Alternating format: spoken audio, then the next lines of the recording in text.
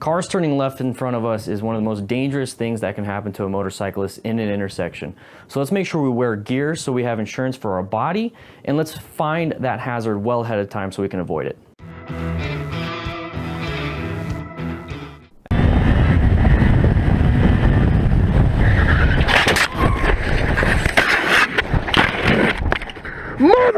Wow, that was a very emotionally charged accident. Remember, we're going to go over what went right, what went wrong, and how we can use this information to prevent ourselves from ever having this type of crash.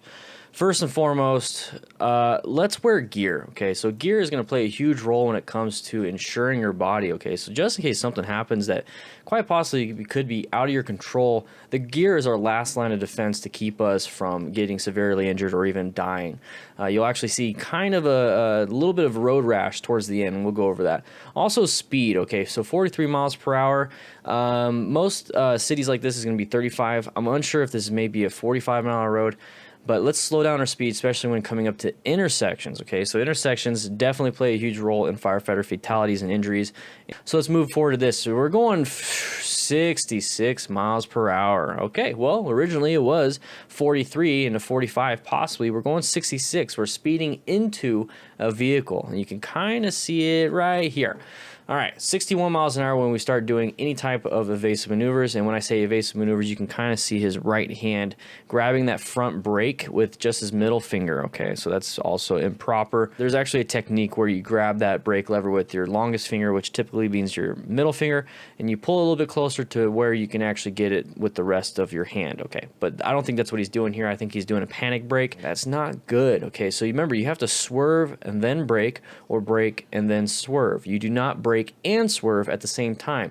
You do not have enough traction on that front tire to do that. Plus, if you start sliding or you start braking with that front brake and you try to move that tire to go left or go right, it's not going to do it because you locked it up. So that's going to be the problem there. So make sure you brake, then swerve, or swerve, then brake. Sometimes it's better to brake, then swerve. That way you can decrease your speed and increase your space cushion and then swerve out of the way. Hopefully the guy got out of the way.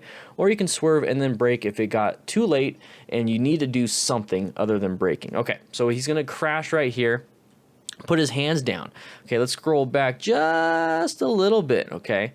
So your first instinct is to put your hands down if you start falling forward. That is a human instinct. Your body's basically telling you, hey, hands, arms, legs, everything. Let's protect our core. Let's protect our head. So this is something typical that you're going to do. So when you have your hands on asphalt, remember, it's sandpaper and you're going at a high rate of speed, you're going to have stuff ripped off. All right, so we're going to move forward, and what we're going to see is that his shoe flew off. So he's wearing regular dad shoes here. Now, these are New Balance. Just kidding. No, these are regular shoes you shouldn't be wearing on the road because you can see how it flew off, okay?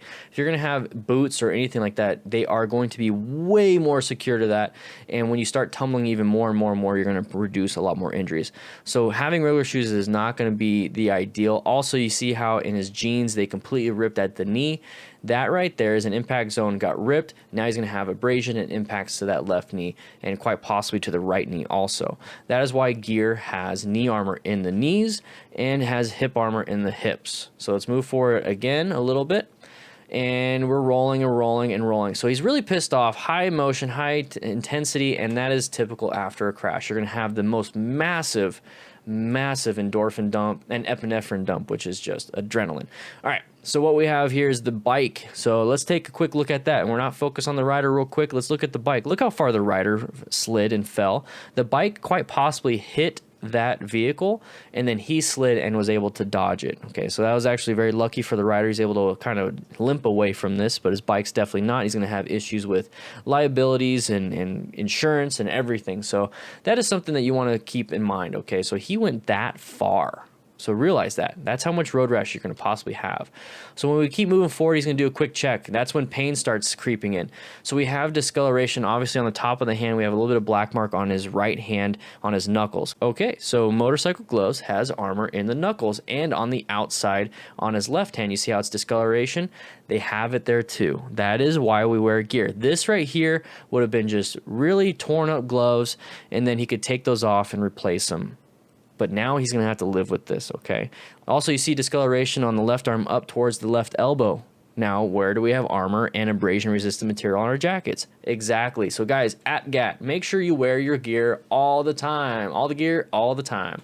So right here, you see him moving, and he doesn't have a shoe. He's going to hopefully relax. There's more to this video than what I'm showing you. I will have the link to all future videos in the description. So if you want to check out the full video, there you go. But yes, he's going to start feeling this, and the type of injuries he's going to have is going to start showing up a little bit later. So make sure 911 is called, and then if you feel like you don't want to go to the hospital, remember, you can always refuse service. At least here in the United States, it's considered kidnapping if they take you. So know your rights, even when it comes to EMS. All right.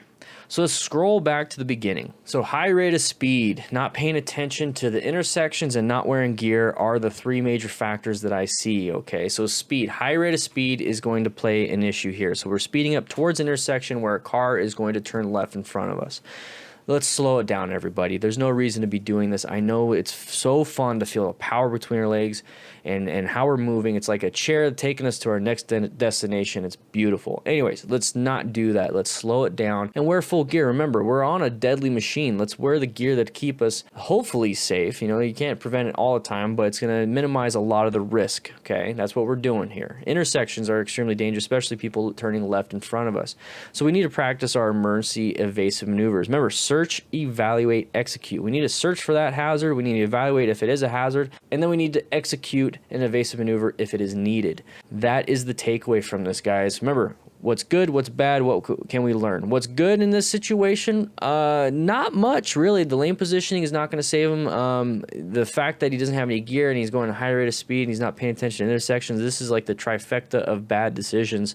So there's not much I could say about the good. The bad, we've already talked about: speed, gear, intersections, and what we can do to learn from this. Okay, so slow down.